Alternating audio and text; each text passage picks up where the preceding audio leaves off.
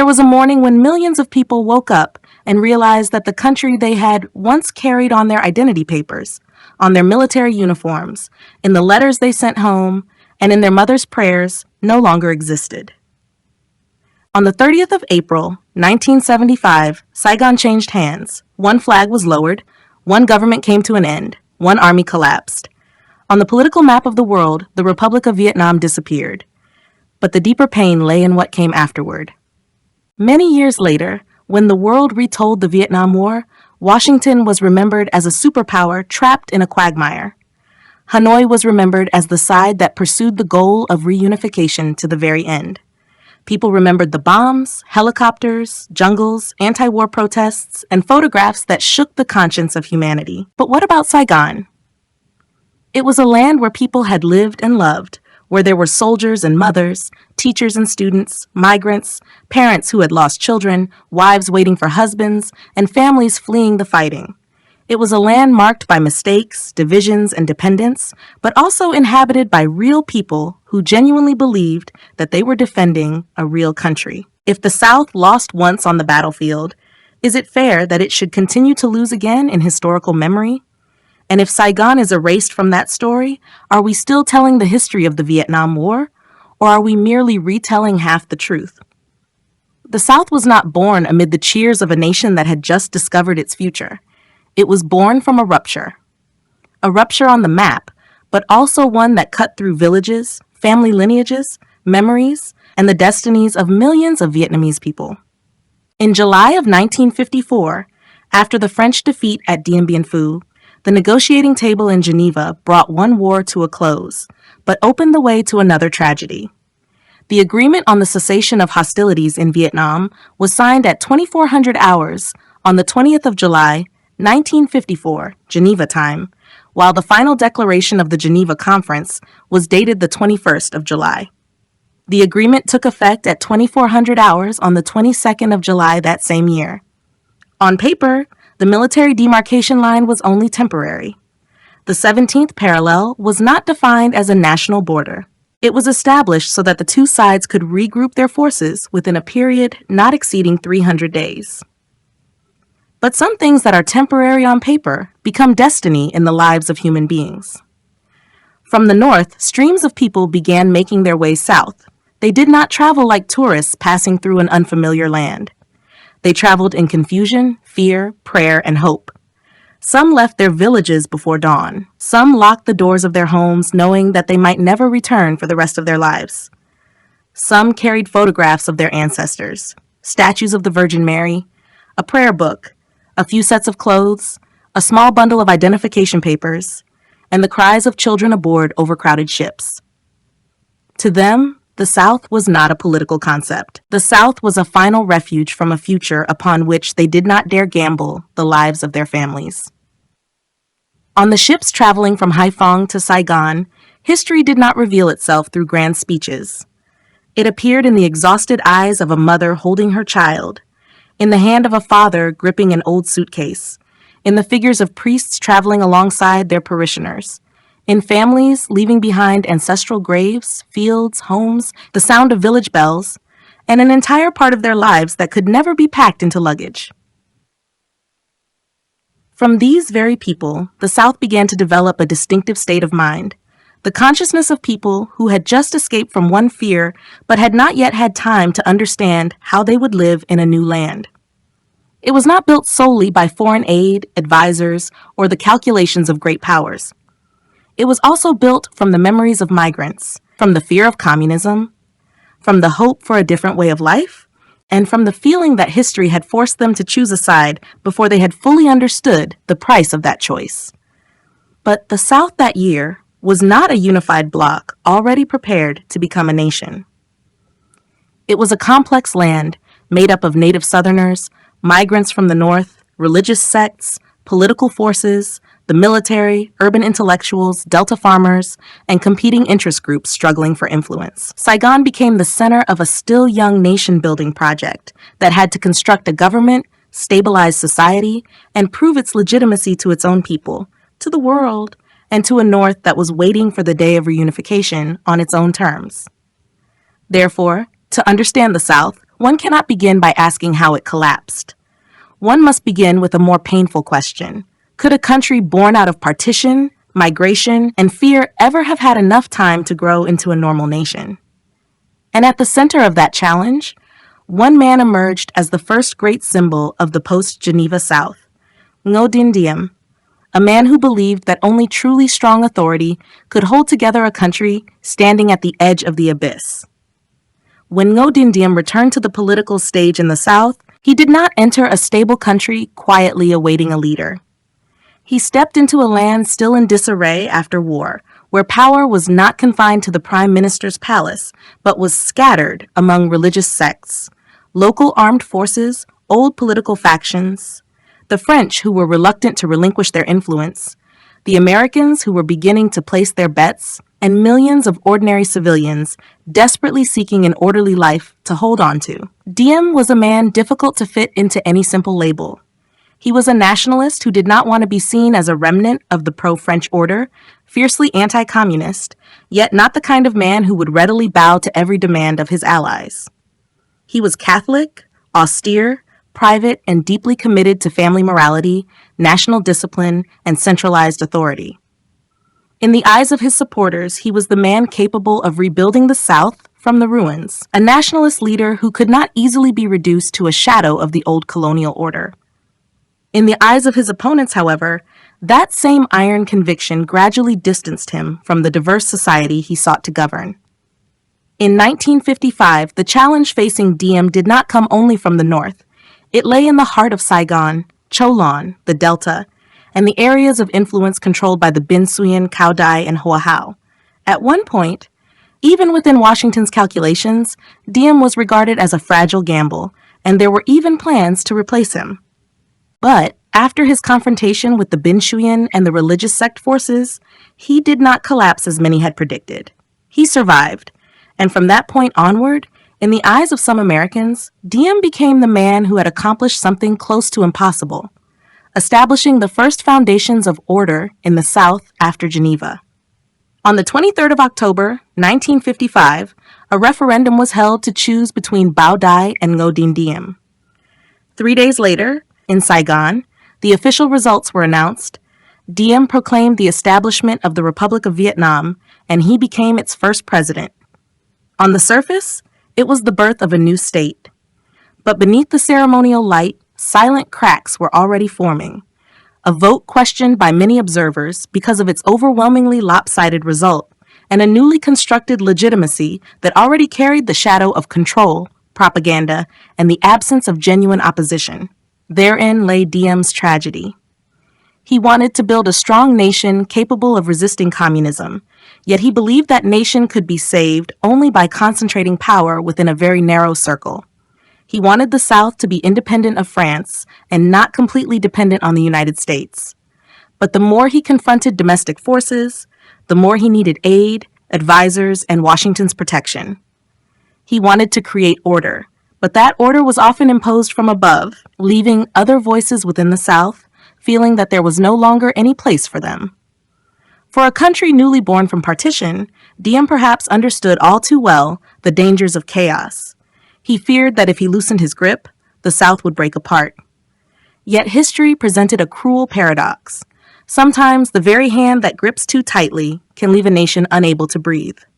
From this point onward, the story of the South was no longer merely the story of one president and one central government. Beneath Saigon, many different Souths were still coexisting, sharing hopes, grievances, and competing answers to a question that was never easy. Who truly had the right to speak for the South? From the outside, Saigon appeared to be the center of an anti-communist government. But if one looked deeper into Southern society, it became clear that there was never only one voice. Many different Souths coexisted within a single South. There was the South of Catholic migrants, carrying with them fear and faith after their departure from the North. There was the South of Central Vietnamese Buddhism, ancient and quiet, rooted in village pagodas and cultural memory. There was the South of the Cao Dai and Hoa Hao, religious communities that had once maintained their own armed forces, their own spheres of influence, and their own sense of pride. There was the South of Saigon's intellectuals, students, journalists, lawyers, doctors, and professors, people who opposed communism but did not want to exchange freedom for order. That is what makes the history of the South far more complicated than any simple label can suggest. Not everyone who opposed communism agreed on how the nation should be built. Some believed the South needed a strong, centralized, disciplined government capable of confronting a tightly organized adversary. Others feared that if power remained concentrated for too long, the South would lose the very reason it claimed to be different from the North. Some wanted security to come first. Others demanded freedom of the press, honest elections, legal opposition, and a political life that was not confined to families, parties, or circles of loyalists. On the 26th of April, 1960, in Saigon, a group of 18 prominent figures, intellectuals, and anti-communist politicians issued the Caravel Manifesto. They did not call on people to follow communism, nor did they deny the threat from the North. What they said was more painful. A country seeking to defeat communism could not afford to weaken itself through electoral fraud, suppression of opposition voices, family favoritism, corruption, and divisions within the armed forces. It was a warning from within, not a knife thrust from outside. That detail is crucial. It shows that the South's crisis was not merely the result of guerrilla warfare or pressure from Washington. The crisis also came from a question that was never fully answered. Would the South become a genuine republic or merely an anti-communist fortress? If it was only a fortress, how much right would the people inside that fortress have to speak? If it was truly a republic, would it have enough patience to tolerate dissenting voices, even in the midst of war? In the countryside, people needed security in order to cultivate their fields. In the cities, intellectuals needed an atmosphere of freedom in order to believe that they were living in a country worth defending. In the military, soldiers needed to know that they were serving the nation, not a faction. Within religious communities, people needed to be respected as an integral part of the country, not treated merely as forces to be controlled. The South, therefore, was not defeated by weapons alone. It was also torn apart by competing dreams of what it wanted to become. Each dream had its own reason for existing, but when those dreams could not be reconciled, they turned into suspicion, alienation, and resentment. How long can a nation resist an external enemy if it has not yet reached agreement about itself from within? That question would not remain on paper. Only 3 years after the Caravel Manifesto, it erupted in the streets, in pagodas, in the flames of self-immolation, and in political earthquakes powerful enough to shake even the White House. Some crises begin with an administrative order, but end with the collapse of an entire regime. In 1963, the South entered such a summer. At first, it was a dispute over the Buddhist flag during celebrations of the Buddha's birthday in Hue. A religious symbol that seemed small suddenly touched a grievance that had been building for years among many Southern Buddhists.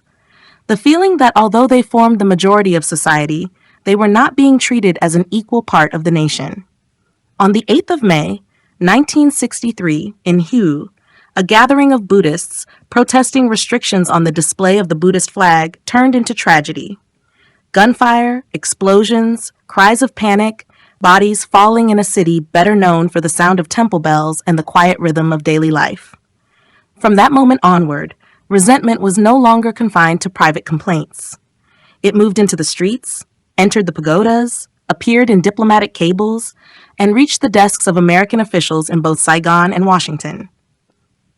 After the Hue incident, Buddhist monks, nuns, and lay followers presented 5 demands. These demands centered on the right to display the Buddhist flag, religious equality, freedom of religious practice, an end to arbitrary arrests, compensation for the victims, and an investigation into responsibility for the Hue incident.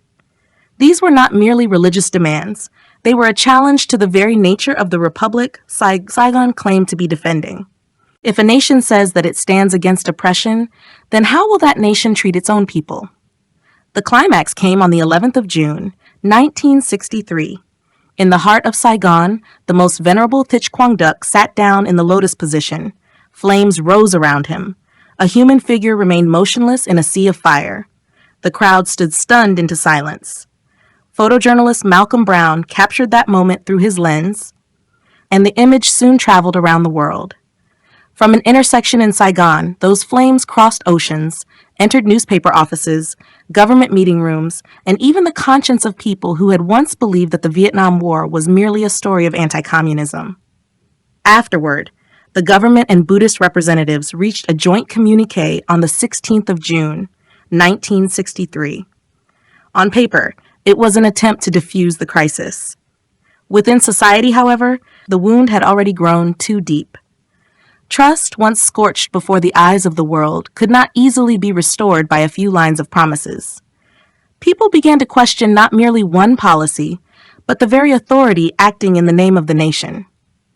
The Buddhist crisis was not the sole cause of the collapse of Ngo Diem's regime, but it exposed the most dangerous weakness any wartime government can face: the loss of legitimacy among the very people whose trust it needs most.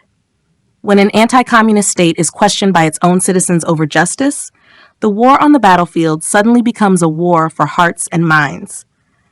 And once public trust had fractured, those behind the doors of power in Saigon began to contemplate something they had previously hesitated even to name: regime change through a coup. After the smoke-filled summer of the Buddhist crisis, Saigon was no longer the capital of a confident government. It resembled a large house whose foundations had begun to crack, still brightly lit from the outside, while everyone within could hear the fractures silently spreading through the walls. In government residences, military barracks, and the embassy, people spoke more quietly, watched one another more carefully, and began considering what had once seemed too dangerous to say aloud. If Diem did not change, could the South still survive? On the 1st of November, 1963, a coup erupted in Saigon. Gunfire did not echo only around Jialong Palace or key military positions. It struck at the very foundations of the First Republic. Generals who had once served under the president now turned their weapons against the regime they had previously defended. Communication lines buzzed with urgency. Vague reports spread through the city. People heard the gunfire without knowing under what government they would wake the following morning. Ngo Diem and Ngo Dinh Nhu left the palace during the night, seeking a way to escape the encirclement. By the morning of the 2nd of November, the two brothers were captured in the Cho Lan area and then killed while being transported back to the Joint General Staff headquarters.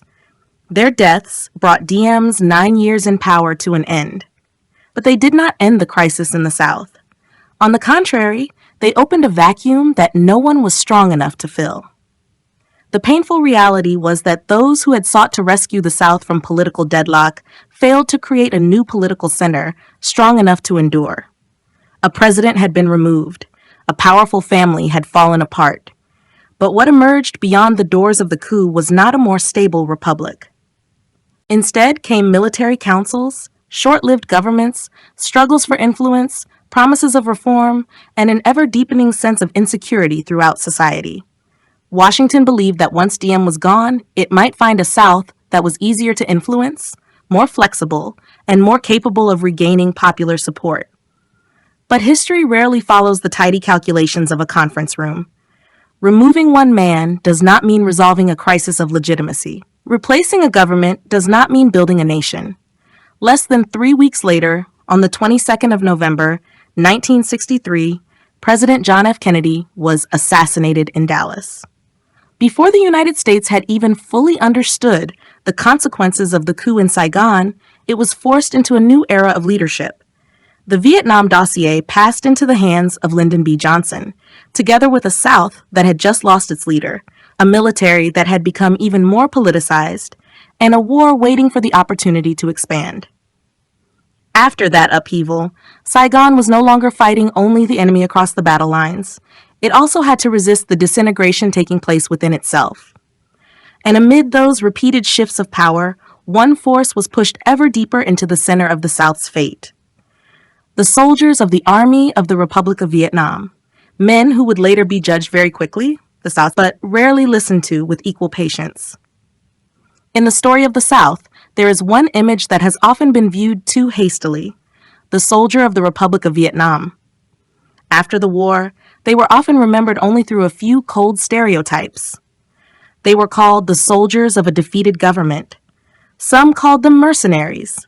Others looked only at the day they laid down their weapons, while forgetting how they had lived in the years before that, how they had fought, how they had feared, and what they had lost.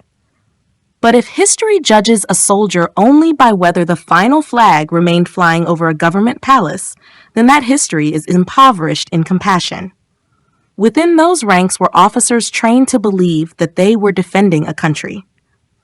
There were conscripted soldiers from rural villages who left behind parents, wives, children, and fields, then entered a war they had never been given a complete choice to avoid. Some fought because they believed in anti-communism. Some fought for their unit, for their comrades, for the families behind them. Others were simply exhausted and confused, hoping only to survive and return home. On the 2nd of January, 1963, the Battle of Ap Bac in Dinh Thuong became a major wound to the image of the South Vietnamese military. Government forces had greater numbers, artillery, armored vehicles, helicopters, and American advisors, yet still failed to achieve the expected result against a well-prepared Viet Cong unit. After the battle, the American press began speaking more frequently about the weaknesses of the Saigon army. Advisors argued among themselves. Washington grew concerned. And for the soldiers of the South, a label began to cling to them for years, that they were incapable of fighting effectively. That label contained both an element of truth and an element of injustice. Some units were poorly trained, lacked competent leadership, were politicized, suffered from corruption, and depended heavily on American firepower. But there were also units that fought to the point of exhaustion in battles that would later rarely be remembered with the fairness they deserved. During the Tet Offensive of 1968, they fought inside their own cities, among civilian homes, marketplaces, pagodas, and familiar streets. At An Loc in 1972, they held a besieged town under artillery bombardment and tank assaults, in a trial where defeat could have shaken the gateway to Saigon. At Con Tum that same year, the Central Highlands became a place where the South had to prove that as American troops gradually withdrew, its own army had not yet completely collapsed. At Xuan Loc in April of 1975, when most of the map was already tipping toward defeat, there were still soldiers who remained at the final defensive line east of Saigon. Those battles did not erase the ultimate defeat, nor did they make the real weaknesses of the South Vietnamese military disappear. But they compel us to be more careful before condemning an entire generation with a few contemptuous words. A soldier who loses a war is not necessarily a soldier without courage. The collapse of an army does not mean that everyone within it was cowardly. Sometimes collapse comes from forces far greater than any individual soldier: aid, strategy, politics, morale on the home front, confidence in leadership, and the feeling of being abandoned in the middle of a game far larger than oneself. Behind those uniforms were lives that were deeply Vietnamese. A letter sent home, a photograph of a wife and children tucked inside a wallet, a march across a familiar rice field without knowing whether those beyond the bamboo hedge were villagers or the enemy, a night standing guard at an outpost, hearing a distant radio, remembering a family meal, remembering the sound of a child calling for his father. For them, war was not a strategic map in a conference room. War was mud-soaked boots, comrades left behind, and the fear of being forgotten if they died the next day. An army can be criticized. The failure of a political regime can be analyzed. But if one wants to understand the South, its soldiers cannot be erased from memory, for they were the ones who carried the heaviest paradox on their shoulders, fighting for a country that wanted to stand on its own, yet was becoming increasingly dependent on an ally across the ocean. And from that paradox, the South's most painful question emerged more clearly than ever. Was American aid a lifeline that allowed Saigon to survive, or was it a chain that prevented the South from ever truly learning to stand on its own 2 feet? The greatest tragedy of the South did not lie in having a powerful ally. The tragedy was that the more Saigon needed that ally in order to survive, the harder it became to prove that it was standing on its own 2 feet. For many years, American aid was the lifeblood of the Republic of Vietnam's war effort. From weapons and ammunition, fuel, helicopters, artillery, military vehicles, communication systems, to the budget required to sustain an enormous wartime army, everything was closely tied to Washington. That assistance was real, necessary, and at many moments a matter of life and death. Without it, the South might have collapsed much earlier, but the price of that survival was also heavy. Every shipment of aid arriving in Saigon made the question of legitimacy more painful. Was this a country being defended by an ally, or a government that existed only because its ally still wanted to keep it alive? On the 27th of January, 1973, the Paris Peace Accords were signed. On paper, it was called peace.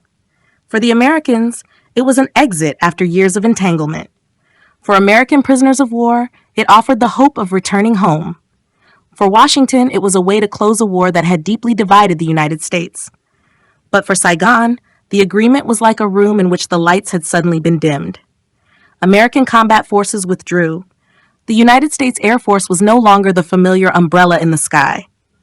The promises remained, but the distance between promises and action grew ever wider. On the 29th of March, 1973, the last United States combat units left South Vietnam.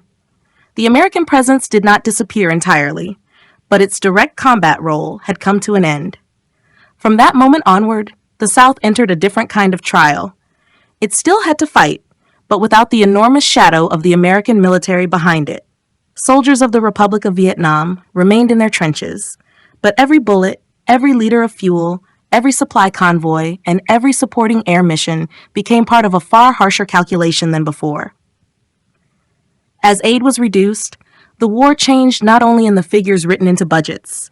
It changed in the ammunition rationed at the front, in armored vehicles left idle for lack of spare parts, in aircraft flying fewer missions, in units forced to calculate every engagement, every retreat, every request for artillery support. A government could speak of national honor in its speeches, but at the front, that honor was sometimes measured by how many crates of ammunition remained in storage. To be fair, the South did not collapse solely because the United States withdrew. Too many cracks already existed within it: political instability, corruption, division, an unwieldy bureaucracy, the gulf between city and countryside, and the distance between those who governed and those who bore the burden of war. But one cold reality also cannot be denied. A country organized to wage war with the resources of a superpower would find it extremely difficult to survive when those resources were suddenly and sharply reduced. American aid had once been the lifebuoy that kept Saigon afloat in the flood, but that same lifebuoy also prevented the South from ever escaping the suspicion of many Vietnamese and of much of the world. When the lifebuoy was still there, people asked whether the South was truly independent.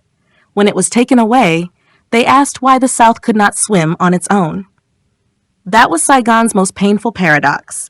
It needed the United States in order not to die early, but the more it needed the United States, the harder it became to live as a country with full legitimacy of its own. If we look at the South only through agreements, budgets, and military maps, we still fail to see everything that existed beneath the dust of war. Behind every decision made in Washington and Saigon was a society that was living, loving, learning, praying, singing, and trying to preserve ordinary life in an era that allowed people little peace. If we look at the South only through helicopters, tanks, American advisors, and operational maps, we may imagine it as nothing more than an extended military outpost. But behind the gunfire, there was still a society trying to live like any other ordinary society. People still went to school, went to work, attended church, visited pagodas, read newspapers, listened to music, fell in love, married, had children, sent their sons off to war, and then waited for a letter to return from some distant outpost. Saigon was not only palaces and embassies. Saigon was also narrow alleys, bookstores, morning classrooms, and cafes where students debated current affairs in voices that were both heated and helpless. There were newspapers read hurriedly on sidewalks. There were cinemas glowing with lights in a city that was always uneasy.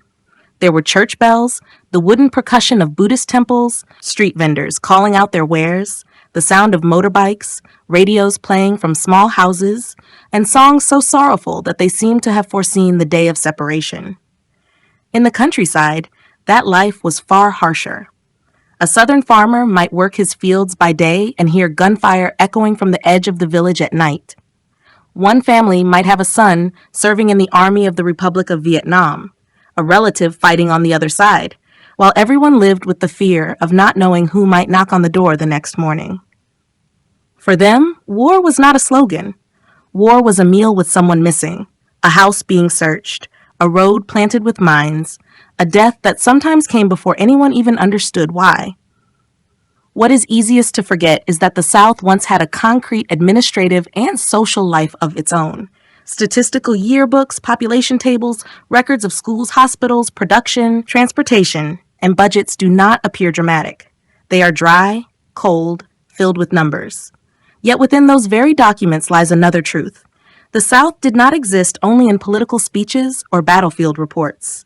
It existed in birth certificates, classrooms, clinics, bus stations, markets, government offices, and in every effort to keep ordinary life from being completely swallowed by war. Such a society contained much light, but also much darkness. There was urban freedom, but censorship and repression were never absent. There were newspapers, literature, the arts, and universities, but there were also poverty, injustice, corruption, and rural regions torn apart by conflict. Some dreamed of a democratic, open, and humane South. Some only hoped to survive another night of shelling. Some believed in that country. Others were disappointed by the very people who governed it. Therefore, if we describe the South with only one simple label, we diminish the truth. Saigon was not a lost paradise, nor was Saigon merely the shadow of the United States. It was a real society, with classrooms, clinics, markets, newspapers, religions, families, hopes, and wounds that cannot be compressed into a single footnote at the bottom of a page. Only when we understand that life can we see that the story of the South did not end merely with the failure of a government. It also left behind a quieter question. If a society once lived, loved, suffered, and dreamed, do those who lost the war deserve to be erased from historical memory? On the 30th of April, 1975, the Republic of Vietnam ceased to exist. For the victorious side, it was the day the country moved toward reunification after decades of war. For the defeated side, it was the day a familiar world collapsed in silence, from the flag, the military uniform, the identity card, the office desk, the classroom, and the barracks, to the beliefs that people had carried within themselves for many years. The South lost. That is a historical fact. But defeat does not mean that it never existed. Defeat does not mean that every choice made by millions of people in that land was meaningless. Still less does defeat give history the right to reduce them to a contemptuous label and then exclude them from the nation's shared memory. The Republic of Vietnam carried within it many undeniable fractures: concentrated power, political division, corruption, dependence on foreign aid, and decisions that deeply wounded public trust. But within that South, there were also sincere anti-communist nationalists. Soldiers who died far from home, mothers who waited for their children through the long seasons of war, intellectuals who hoped for a republic worthy of its name, and ordinary people who wanted nothing more than to live peacefully in their small homes. History becomes dangerous when it knows only how to condemn.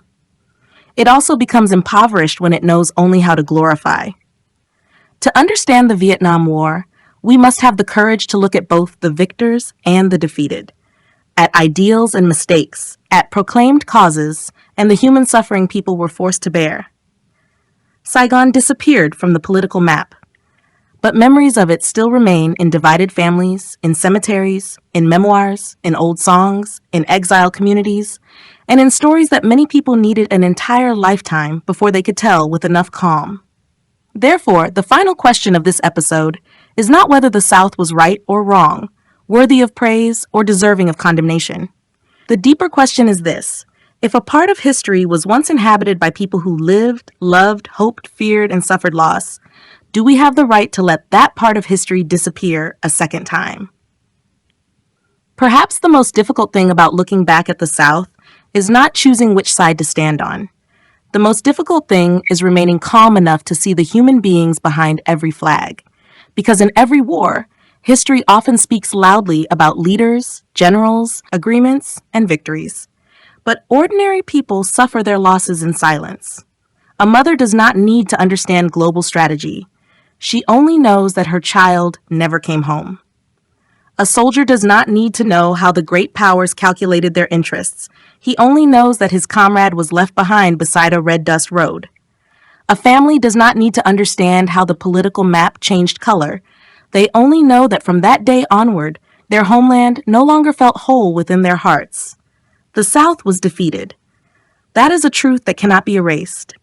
But behind that defeat was not only the collapse of a government, there was also an entire part of Vietnamese memory left behind, disputed, condemned, wounded, and often forced into silence for far too long. Atlas of the Past retells this story not to reopen old hatreds. Still less is it meant to romanticize the past. We tell it because we must understand that, in Vietnamese history, there are wounds that cannot be healed by denying one another's existence. Because in the end, the victors may write the official pages of history. The defeated may lose their country, their name, and their place in the history books. But no one has the right to take away from them one final thing: the memory that they, too, were human beings, that they loved their homeland in their own way, that they hoped, feared, paid a price, and belonged to one deeply painful part of Vietnamese history. A nation truly comes of age only when it has the courage to look at both its victories and the pain of those who were defeated.